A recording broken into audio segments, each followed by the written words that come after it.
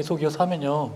보조기억 장치인데요. 보조기억 장치는 뭐 HDD나 아니면 여러 가지 것들이 있는데 플로피 디스크는 없어졌고 플래시 메모리가 대체했죠. 그리고 SSD 있고 BD는 뭐냐면 블루레이 디스크 얘기하는데 블루레이 좀 사담을 하자면 블루레이 들어봤어요? 들어봤죠? 요거는 사장 분위기예요. 사장 분위기. 사장 분위기이고 그거를 왜 사장됐냐면 넷플릭스가 나와서 그래요.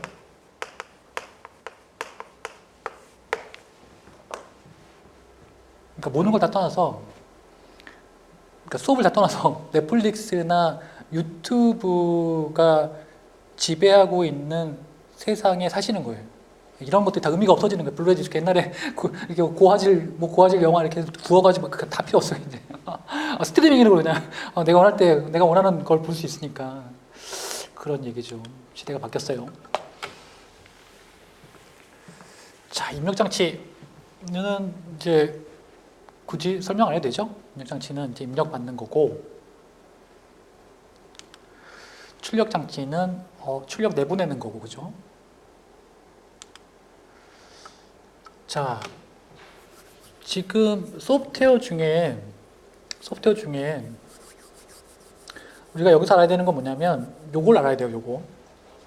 요거 파란색으로 되어 있는 거. 사실은 메모리도 어떻게 되어 있어요? 계층적 구조로 가지고 있잖아요. 맞죠? 계층적 구조죠. 소프트웨어도 계층적 구조로 갖고 있어요. 그래서 어떻게 되는 거냐면 요게 이렇게 되는 거예요. 이렇게 보면 프로그램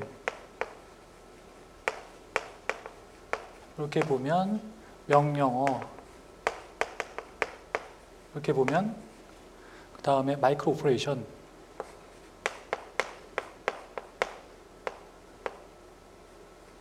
마이크로 오퍼레이션 또는 마이크로 연산이라고 하죠. 연산. 이렇게 계층적인 구조로 되어 있어요.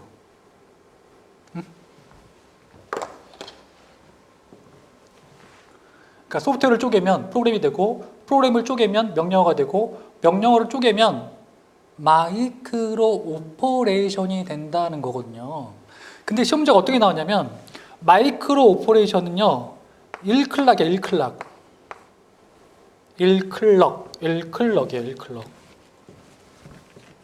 1클럭이야. 자, 시험 문제 어떻게 나오냐면 명령어는 1클럭에 수행된다. 맞아 틀려? 맞지 않죠. 수개의 클럭을 사용하게 되는 거잖아요. 그러니까 이게 틀린 거예요. 이렇게 시험자 나오네요. 이렇게. 자, 그러면 소프트웨어는 얘가 그냥 소프트웨어니까 컴퓨터 내부의 소프트웨어죠. 컴퓨터 내부에서 사용하는 소프트웨어를 얘기하는 거고요. 프로그램은 그 중에 하나죠. 그 중에 하나인 MS 오피스라고 할게요. MS 오피스예요. 그 중에 하나인 MS 오피스죠. 명령어는 그 MS 오피스 중에 add 250이라는 명령어인 거죠. 이거 맨날 나오죠. 이거 맨날 나올 거야. 맨날 기억해도 add 250. 자, add 250을 1클럭 단위로 쪼개면 보세요. T0, T1, T2 그러니까 T0, T1, T2는 뭐냐면 1클럭이야. 1클럭의 단위에 의해서 하나만 할게. 하나만. T0만 할게. 그래서 1클럭에 뭘 수행하냐면 MAR로 PC에 데이터 가는 거야. 기억나시죠? 요거 300 기억나시죠? 이게 뭐라고? 이게 1클럭이라고. 1클럭.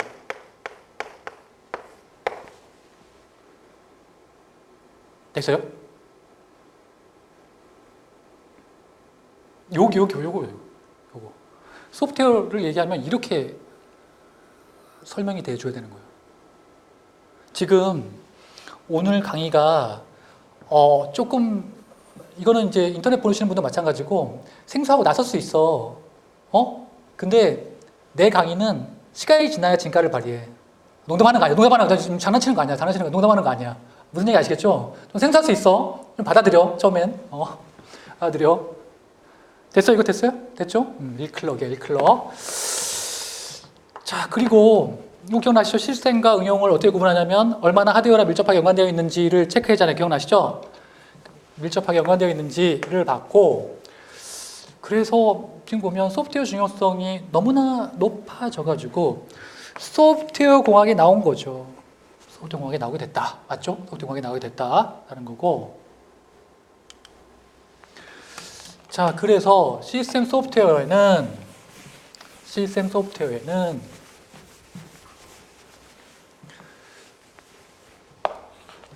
운영체제, 컴파일러, 입출력 제어, 그리고 응용 같은 경우에는 인터넷 웹브라우저, 오피스 뭐 그런 것들이 있는 거죠. 얼마나 밀접하게 연관되어 있는지를 보고 있는 거잖아.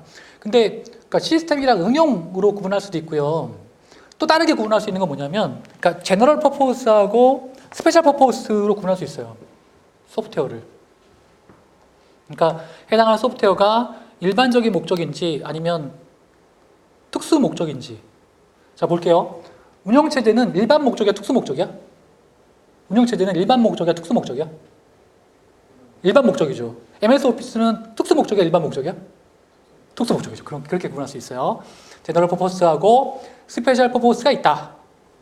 라는 거 정도. 됐어요? 자, 그리고요. 여러분들은 이런 거를 볼 때 그냥 달달 외우지 마시고요. 달달 외우면 재미없잖아. 달달 외우지 마시고 컴퓨터의 발전 과정이야. 시험 문제 나온 적은 옛날에 많이 나왔는데 지금은 이제 많이 나오지 않아요. 그렇지만 우리가 상식 수준에서 알아두자라는 거예요. 그러니까 상식 수준에서 설명할게. 자, 제일 처음에 개발한 건 주판이야. 주판 빼고. 두 번째, 베비지의 분석 엔진이 나와요. 중간에 베비지라는 사람이 분석 엔진을 만들어. 요 베비지의 분석 엔진은요,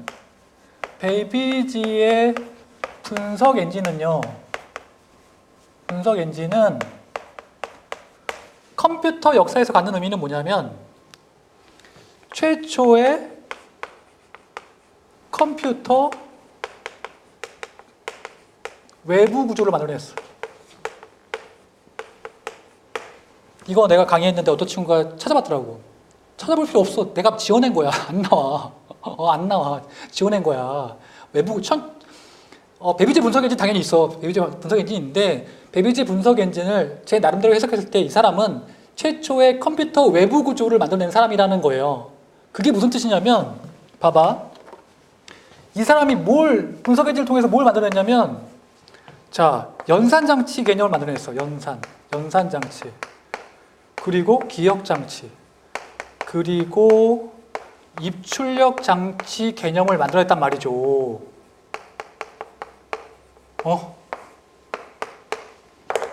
이걸 제일 처음 만든 사람이 누구라고? 베비지라고, 베비지. 자, 연산은 현대에 와서 뭐가 됐어요? 현대에 와서 뭐가 됐어? 연산은 현대에 와서 뭐가 됐죠? 현대에 와서 CPU가 됐잖아요, 그죠? 기억은 뭐가 됐죠? 주기억이랑 보조기억이 됐죠? 입출력은? 그렇죠, 마우스나 그런 거 입출력 있었잖아요. 그런 개념을 누가 제일 처음 만들었다고? 베비지의 분석 엔진에서. 그러니까 베비지가 처음에 분석 엔진 만들어낸 건 아니고 차분 엔진 만들었다가 그거 보완해서 분석 엔진 만들었거든요. 그런 얘기야. 자, 그리고요, 요거 알아둘까? 최초의 기계식이랑 최초의 전자식이 있어요. 최초의 기계식은 마크 1이야. 최초의 전자식은 아나소프트 베리 컴퓨터인데 그냥 ABC 컴퓨터야, ABC 컴퓨터. 뭔가 좀 이상하지 않아? 뭐가 좀 이상하지 않아? 최초의 전자식이 뭐죠? 최초의 전자식 컴퓨터가 뭐죠? 여기 있는 거 말고 원래 우리가 알고 있는 지식상에서 최초의 전자식 컴퓨터는 뭐죠? 최초의 전자식 컴퓨터는 애니악이야, 애니악. 애니악 들어봤어? 애니악이야, 애니악. 근데 특허청에 등록돼 있는 건 얘가 제일 처음에 돼 있어요. 이거 최초의 기계식은 마크1이고 최초의 전자식은 ABC 컴퓨터야. 자, 다시 질문할게. 그러면 기계식과 전자식의 차이점은 뭐야? 기계식과 전자식의 차이점이 뭐야? 오, 여태까지 강의를 그렇게 많이 했는데 물어봤는데 제대로 대답한 사람이 없었어. 그러니까 기계식과 전자식의 차이점을 잘 모르더라고. 그러니까 맞아요. 물리 들어간 거 있지. 그러니까 기계식의 대표적인 게 그 자동차죠, 자동차. 동력, 역학 같은 거, 그죠? 물리 들어간 거. 맞아요? 그리고 전자식 같은 경우에는 냉장고. 전자 부품으로 되어 있는 거죠. 그렇죠? 요거 기본적으로 알아둬야 되는 상식 수준의 거예요. 자, 나오잖아요. 여기 애니악 나오잖아요. 그죠? 나오는데 뭐라고 되어 있어요? 최초의 전자식 디지털 컴퓨터라고 되어 있는데 최초의 전자식 디지털 컴퓨터라고 되어 있는데 ABC를 보는 친구들도 있다라고 말씀드렸어요. 기억나시죠? 자, 내부 소자로 진공관 사용했는데 진공관에 역사가 있어요. 그러니까 이렇게 역사가 있어요. 요거 기억해 둘까요? 맨 처음에 릴레이, 진공관, TR, IC로 바뀌었어요. TR은 뭐냐면 트랜지스터. 그러니까 지금 우리가 사용하고 있는 건 IC죠, IC 집접 회로, 인티그리티 서킷. 요 정도는 이제 우리가 알아둬야 되니까, 역사니까. 그러니까 소자가, 그러니까 그냥 간단하게 생각하면 돼요. 작아지고 저전력이고 싸지고, 릴레이, 진공관, TR, 트랜지스터, IR. 됐죠? 자, 그리고 내장 프로그램 방식 컴퓨터가 나옵니다. 1945년도에 폰 노이만, 천재. 폰 노이만의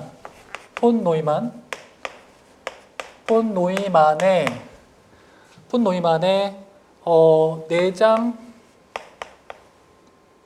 프로그램 내장 방식이라고 하는데, 프로그램 내장 방식이죠.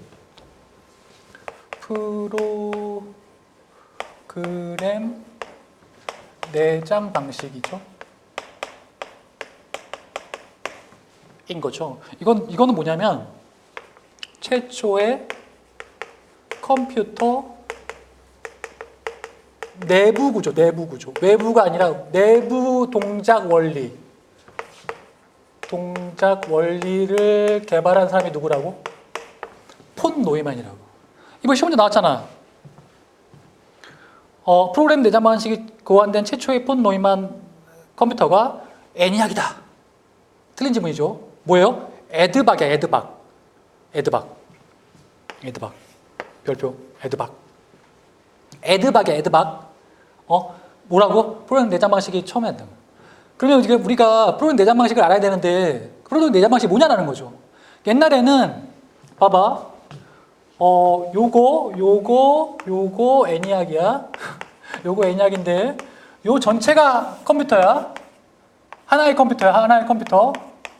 내가 만약에 A에서 B 일을 하려고 해. 그러면 오퍼레이터가 여기에서 이걸 바꿔줘야 돼. 엄청 무식한 방식이야. 근데 폰 노이만이 뭘 개발했냐면 이걸 개발했다는 거죠. 이 방식을 개발했어, 이거. 요 방식을 개발했어요, 요 방식을 개발했어요. 자, 보세요. 요거 하드디스크야. 요거 주격장치 메모리야. 요거 CPU야. 자, 그래서 우리 지금 사용하는 방식이야. 프로그램이 어떻게 깔려? 프로그램이 이렇게 깔리죠. 프로그램이 이렇게 깔린단 말이죠.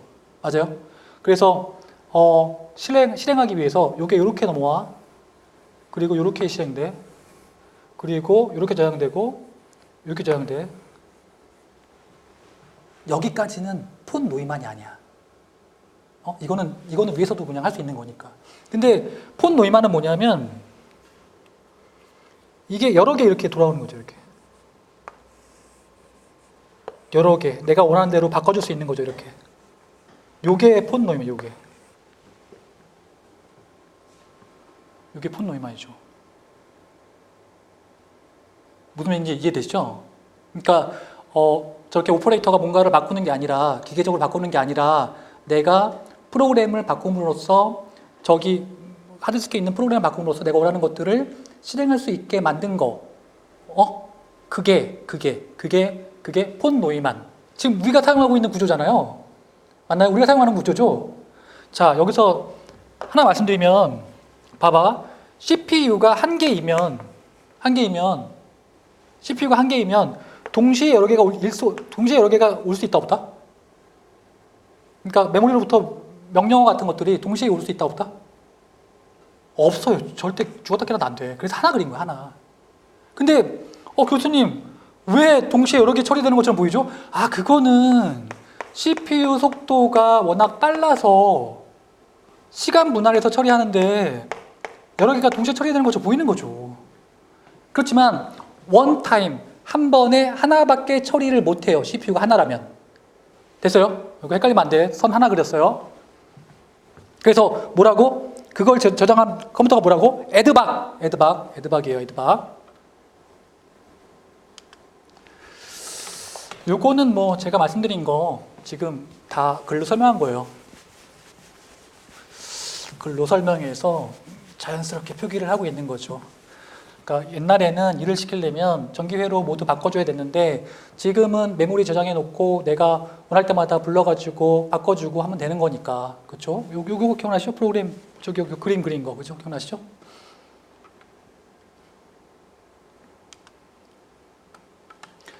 자, 그 다음에 뭐 유니박 I인데요. 유니박 I는 최초의 상업용 컴퓨터 정도 보면 될 것 같아요. 여기서 포인트는 뭐냐면 상업용.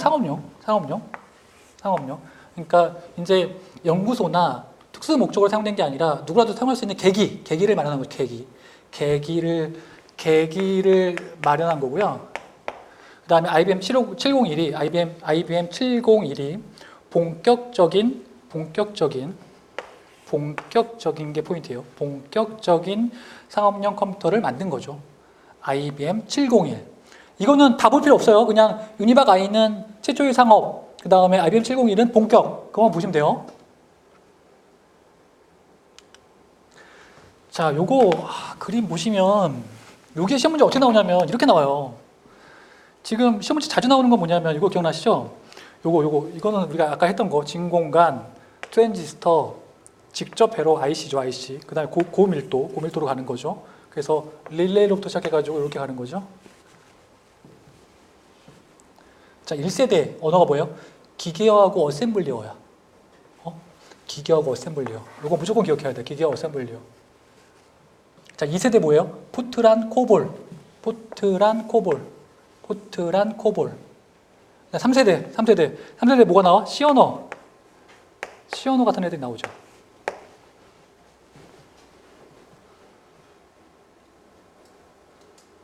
그리고 특징의 응용 변화 같은 건 필요 없고 대표 기종 같은 것들 대표에서 하나씩만 기억해두면 좋을 것 같아. 시험 문제 어떻게 나올지 모르니까. 대표 기종 하나 정도만, 하나씩 정도만 기억해 둡시다. 그렇죠? 너무 많으니까. 그렇죠? 하나씩만. 됐어요? 그러니까 이 테이블 볼 때는 이런 테이블이 엄청나게 많이 나오는데 그냥 특징적인 거 몇 개 우리가 그냥 알면 될 것 같아요. 됐어요? 그리고 컴퓨터도 스페셜 퍼포스하고 제너럴 퍼포스로 나눌 수 있는데, 그죠? 스페셜 퍼포스하고 제너럴 퍼포스로 나눌 수 있는데, 전용은 이제 특수한 목적. 그러니까 예를 들어서 전용 같은 경우에는 이제 무기 발사 시스템 같은 경우에는 얘는 특수 목적인 거잖아요, 그죠? 범용 같은 경우에는 그냥 다양한 일을 처리할 수 있는데 우리가 그냥 사용하고 있는 일반 PC도 사실은 범용이죠, 범용. 그렇죠? 다양하게 할 수 있는 거고. 그 다음에 데이터에 따라서 디지털 컴퓨터, 아날로그 컴퓨터, 하이브리드 컴퓨터가 있는데 디지털 컴퓨터는 입출력이 디지털이에요. 아날로그는 입출력이 아날로그예요. 하이브리드는 그 두 개를 다 입출력할 수 있는 거예요. 근데 근데 아날로그 있잖아요.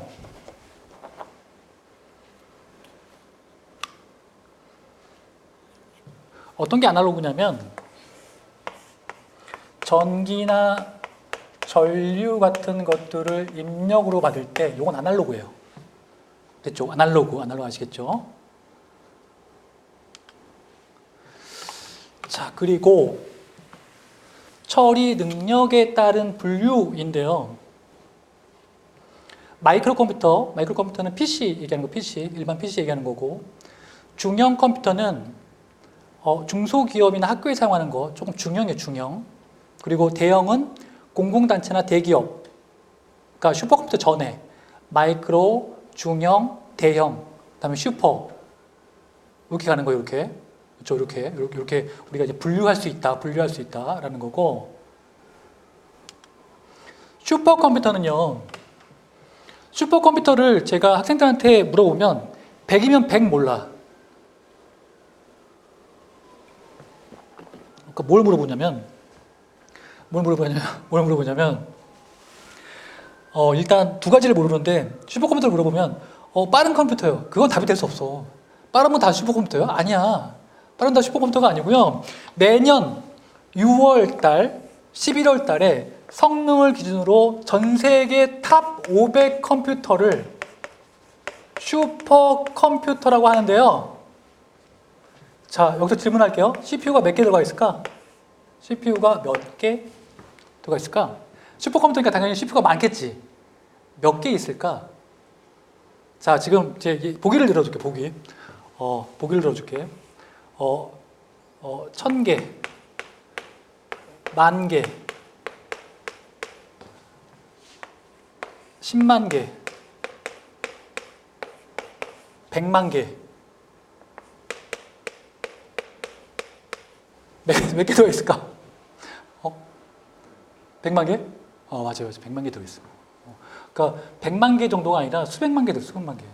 엄청나게 많이 들어가 있는 거죠. 그게 탑1인 거야, 탑1. 탑인 거야.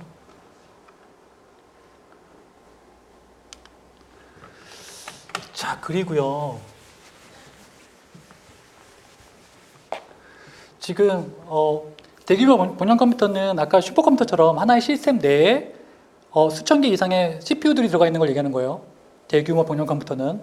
그리고 슈퍼컴퓨터는 우리가 알고 있는 건데, 그러니까 파이프라인 구조는 뭐냐면 이런 거예요. 파이프라인은 뭐냐면 이런 거예요. 원래는 보세요. 명령어 1이 있고 이렇게 명령어 2가 있어요. 이렇게 명령어 2가 이렇게 있어.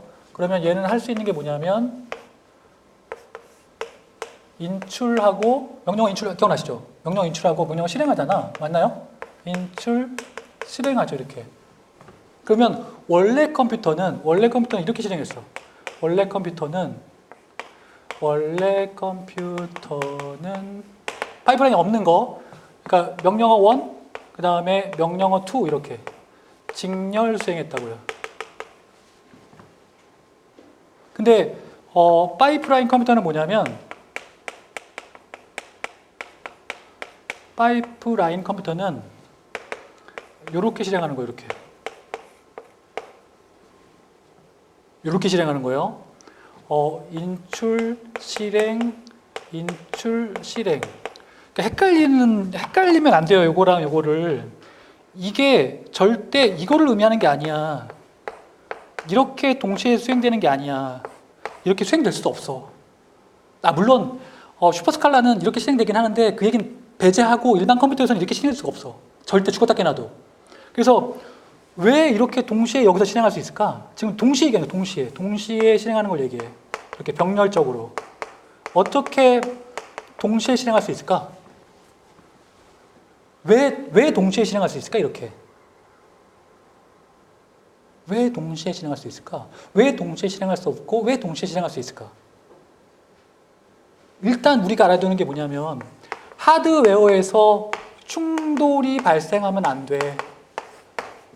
하드웨어가 뭐냐면 CPU, 메모리,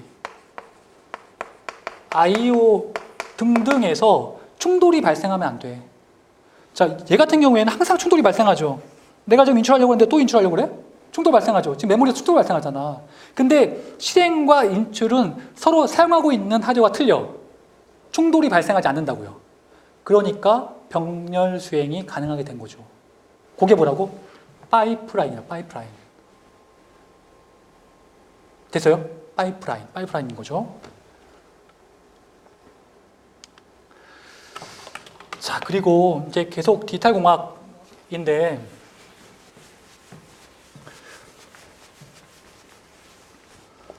컴퓨터의 세대별 분류, 아까 했던 건데, 좀 더 자세하게 보도록 할게요.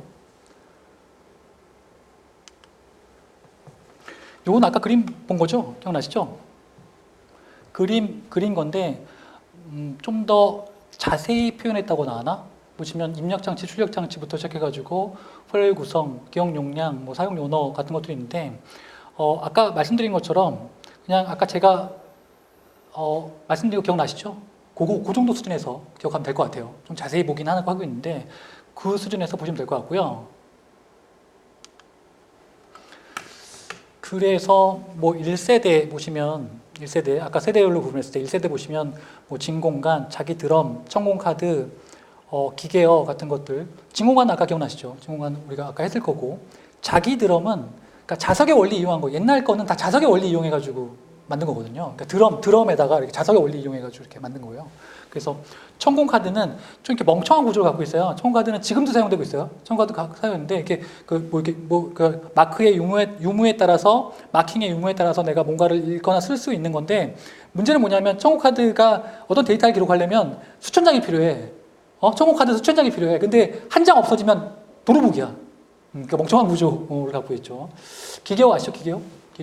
기계어는 있죠. 제가 좀 이따 설명드릴게요. 기계어는 저수준 언어이고 01, 00, 01 뭐 이런 식으로 되어 있는 거죠. 기계어인 거고. 그다음에 아까 애니악 기억나시죠? 애니악 기억나실 거고, 전자식 컴퓨터고, ABC 컴퓨터를 세계 최초의 전자식 컴퓨터로 보는 견해도 있다고 말씀드렸어요. 그죠? 요거는 진공관 그림이에요. 진공관 그림. 되게 크죠? 이거는 실제 크기가 되게 커. 진공관 그림이고. 그리고 애니악 아까 기억나시죠? 자, 그 다음에 요거 에드박 기억나시죠? 프로그램 내장 방식이고, 최초의 컴퓨터 내부 구조를 갖고 있는 거고, 1세대 범용에 요거 IBM 701이랑 650 있었어요. 범용, 그러니까 사용할 수 있는 거, 개인도 사용할 수 있는 거, IBM 701이랑 650. 요 정도만 기억하시면 될 것 같아요. 요런 거. 다른 것들은 다 사치야, 사치. 그러니까 이런 것들은 사치야. 이런 것들 읽을 필요 없어. 사치. 자, 2세대 갈게요. 2세대. 자, 트랜지스터를 사용하게 됐고, 자기코어는 뭐냐면, 코어에다가 자석 바른 건데, 코어는 뭐냐면, 이렇게 동그란 거. 코어에다가, 코어 하나가 1 또는 0을 저장할 수 있어요. 옛날에 사용했던 방식이고, 자기 드럼, 기억나시죠? 자기 디스크, 우리 하드디스크처럼 자기 디스크, 자기 테이프에다가 저장하는 거죠. 종이카드. 트랜지스터는 굳이 설명하자면 반도체를 세 겹으로 겹친 거예요. 전자공학에서 나오는 얘기예요. 반도체를 세 겹으로 겹쳐가지고 전류를 인가하면 증폭할 수 있거나 스위치로 사용될 수 있는 소자를 얘기하는 거예요. 근데 다 필요 없고 작아졌다가 포인트인 거. 작아졌다. 그러니까 트랜지스터가 좀 되게 작죠. 기억나시죠? 3세대에 와서 IC가 개발됐잖아요. 근데 이 IC는요, 정말 중요해요. 컴퓨터 역사에 끼친 영향이 뭐냐면, 그러니까 물론 4세대에서 개인 PC가 개발됐지만, 4세대에서 개인 PC가 개발됐지만, 그러니까 소형화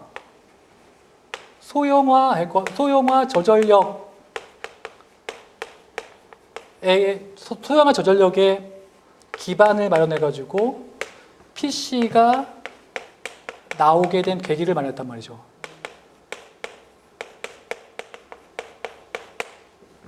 요게 뭐라고요? 요게 IC 때문에. IC. 제가 보는 견해예요. 제가 보는 견해. 그럼 또 여기서 끼친 영향은 소형화 저전력 기반으로 해가지고 PC가 나오게 된 계기가 된 거예요. 물론 4세대에 나왔어요. 4세대에 PC가 나왔지만 그 전에 단초를 마련한 건 요 IC라는 거죠. IC. IC. 기억나시죠? 소형화. 소형화 나오고 맞죠? 그래서 IC 개발해가지고 인텔사에서 초소형 마이크로 프로세서 CPU 만들었어요.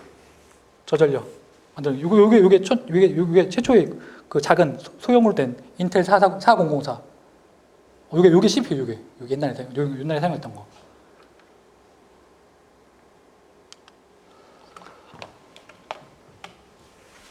그 다음에 3세대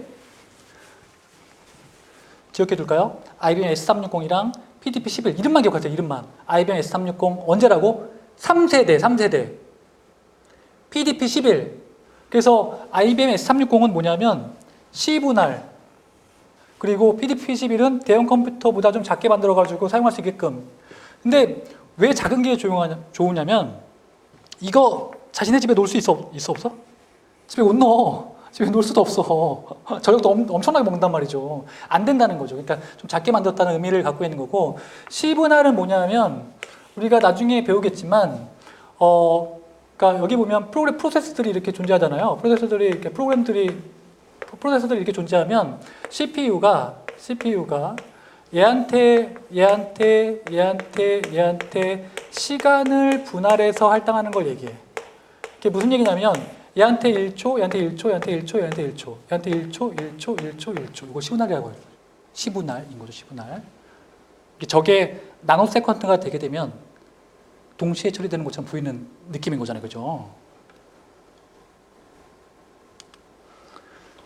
자, 4세대 왔어요, 4세대. 4세대가 오게 되면 IC가 점점 더 이렇게 작아져가지고 LSI, VLSI. 근데 이거 시험 문제 나온 적 있어요? 요 단위 시험 문제 나온 적 있어요? 지금은 ULSI죠. 울트라 라지 스케일 인티그레이티드 서킷이죠. 시험 문제 나온 적 있어요? LSI, VLSI, ULSI. 단위 기억해서 단위. 그래서 초고성능이 돼가지고 PC가 나오게 된 계기를 마련한 거죠. PC가 나오게 된 계기를 마련한 거죠. 됐어요? 나중에 단위는 다시 정리할 거예요. 단위는 나중에 정리할 거니까. 그래서 자, 우리가 세 가지를 기억해야 되는데 PC 역사에서 정말 중요한 세 가지를 기억해야 되는데 자, 이걸 기억해야 돼. PC의 역사예요. PC의 역사. PC의 역사죠. 자, 보세요. 1974년 알테어 8800 알테어 8800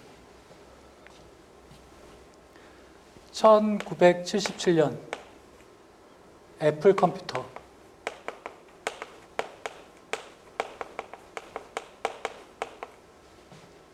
그 다음에 1981년 IBM 컴퓨터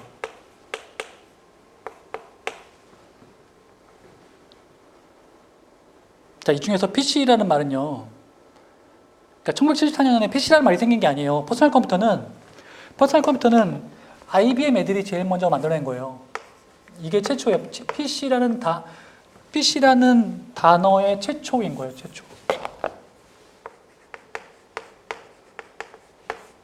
지금 PC 역사에서 이 세 개를 빼놓을 수가 없어. 그리고 시험 문제가 언제 나왔냐면 어떻게 나왔냐면 1970년대에 애플 컴퓨터가 개발되었다. 1980년대에 IBM PC가 개발되었다. 이렇게 나왔어. 맞는 질문이죠. 근데 예를 들어서 1960년대에 애플 컴퓨터가 개발되었다. 그러면 틀린 질문인 거예요. 그죠? 자, 그러면 알테오 8800이 갖는 의미는 뭐냐면 최초의 PC. 최초의 PC. PC란 용어가 아니라 최초의 개인용 컴퓨터. 그리고 애플 컴퓨터가 부흥을 시켰죠. 그러니까 애플 컴퓨터가 딱 나와가지고 이거 이제 개인용으로 이제 뭔가 RT880이 나왔을 때는 최초이긴 하지만 뭔가 사용하기 좀 애매했는데 애플 컴퓨터가 나와가지고 그냥 널리 퍼지게 된 계기를 마련한 거예요. 에? 근데 1981년에 IBM PC가 나와가지고 정점을 찍었어요. 정점. 개인용 PC의 정점을 찍었어요. 요거. 역사. 이 정도는 알아둬야 돼. PC의 역사는 우리가 알아두어야 한다라는 게 이제 포인트인 거고요.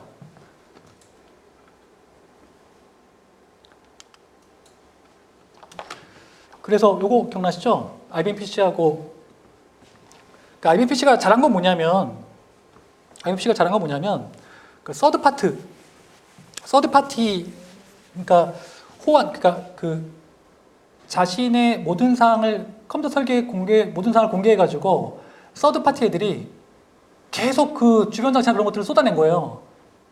그렇게 되면 어떤 점이 좋냐면 얘네가 표준을 가져갈 가능성이 되게 커지는 거예요.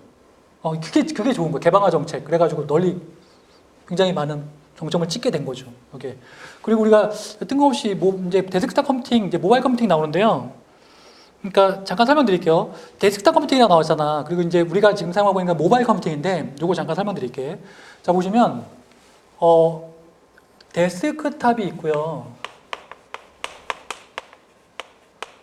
그리고, 모바일이 있잖아요. 그리고 컴퓨팅이 있단 말이죠. 일단 데스크탑은 일반 PC를 얘기하는 거고요. 모바일은 스마트폰이나 태블릿 PC 같은 애들을 얘기하는 거죠. 이 컴퓨팅은 뭐냐면요. 연산을 얘기해요. 그러니까 실제로 잘 보세요. 실제로 컴퓨터에서 하는 일이 뭐야? 실제로 컴퓨터에서 하는 일은요, 보세요. 계산을 하는 거예요. 왜 그러냐면, 내가 뭐 워드를 해, 아니면 내가 게임을 해, 아니면 내가 웹서핑을 해, 다 뭐야? 다 연산하는 거야. 다 CPU에서 계산하는 거야. 다 CPU에서 계산하는 거야. 다 얘네들은 명령어로 분리돼가지고 다 계산하는 거야. 여러분들 그거 헷갈리면 안 돼. 봐봐. 정말 단순한 얘기인데 add 250 있잖아. add 250 있잖아. 이거 덧셈만 하는 거야 이거? 덧셈만 사용되는 거야? 아니에요. 일반 그냥 워드나 게임, 웹서핑 다 사용될 수 있는 거야. 우리가 고정관념 갖고 있으면 안 돼. 그래서 그러니까 데스크탑 컴퓨팅은 PC에서 하는 연산이고 모바일 컴퓨팅은 스마트폰에서 하는 연산을 얘기하는 거예요. 그래서 컴퓨팅이라는 고급 용어를 사용하고 있는 거죠. 근데 그냥 단순하게 생각해. 컴퓨터가 하는 일이 뭐야? 연산하는 거야. 연산.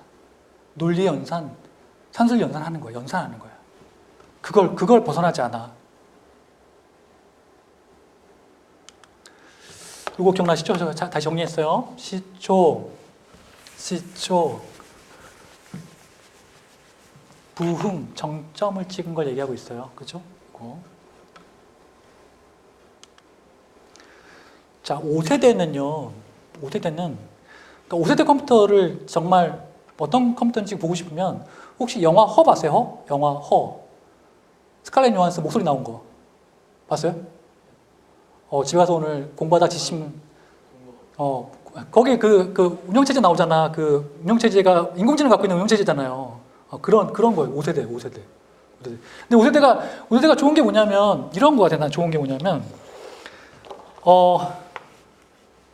그 프로그래밍 언어 왜 배워? 프로그래밍 언어를 왜 배우죠 우리가? 프로그래밍 언어를 왜 배우죠? 그렇죠.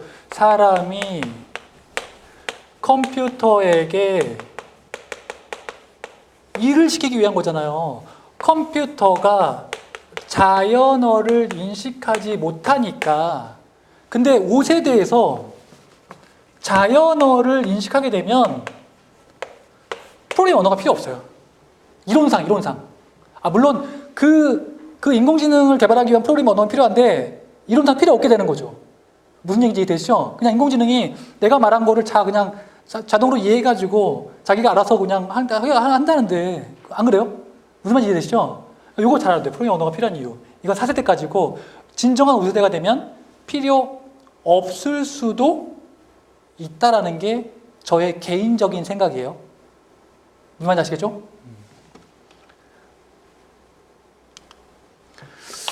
그리고 진법 변환 갈게요. 진법 변환인데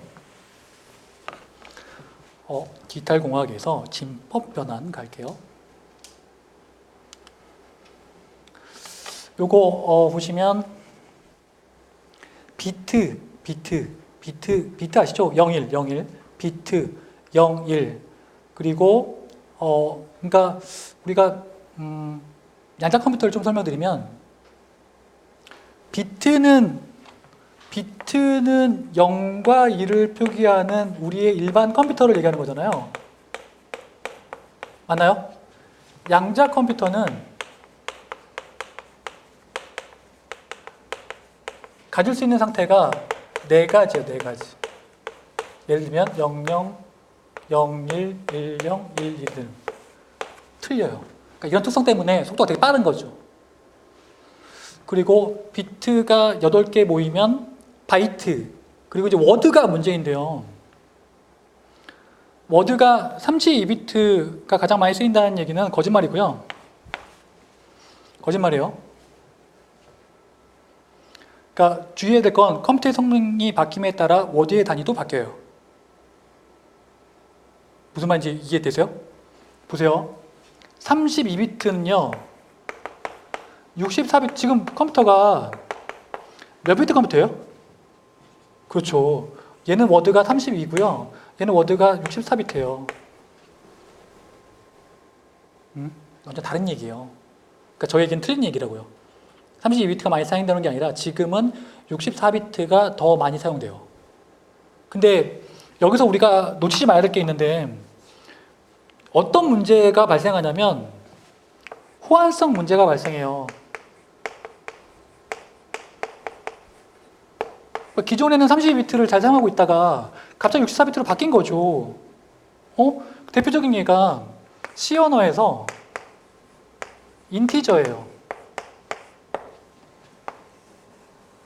인티저 몇 비트예요? 32비트예요? 32비트예요? 4바이트예요? 맞아요?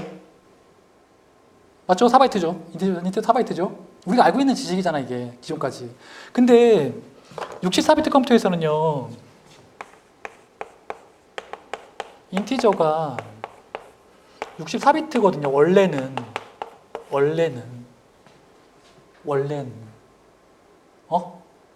이해되세요? 원래는 64비트가 돼야 돼요. 근데 무슨 문제가 있다고? 호환성 문제가 있단 말이죠. 왜 호환성 문제가 있냐면 내가 인티저를 32비트로 계산해서 프로그램을 작성했는데 어느 날 인티저가 64비트가 돼버리면 메모리를 2배 이상 먹고요. 완전 달라지는 거야, 게임이. 맞아요? 호환성 문제가 발생한다는 거죠. 그래서 그러니까 옵션이 있어요. 프로그래밍 할 때, 프로그래밍 짤 때 옵션이 있으니까 그 옵션에 따라서 컴파일러에 따라서 옵션에 따라서 인티저를 32로 놓을 수도 있고 64로 놓을 수도 있어요. 이 호환성 때문에. 무슨 말인지 아시겠죠? 요거 정말 잘 알아둬야 돼. 이게 이거 다 연관되어 있는 거야? 이 워드 하나가 모든 게 다 이렇게 연관되어 있는 거야, 이게. 정말 심각한 문제예요. 그래서 어떤 강사가 워드가 32비트라고 하면 그 사람은 사기꾼이야. 무슨 얘기 아시겠죠? 잘 구분하셔야 돼. 그 얘기고, 좀만 쉬었다가 하도록 할게요.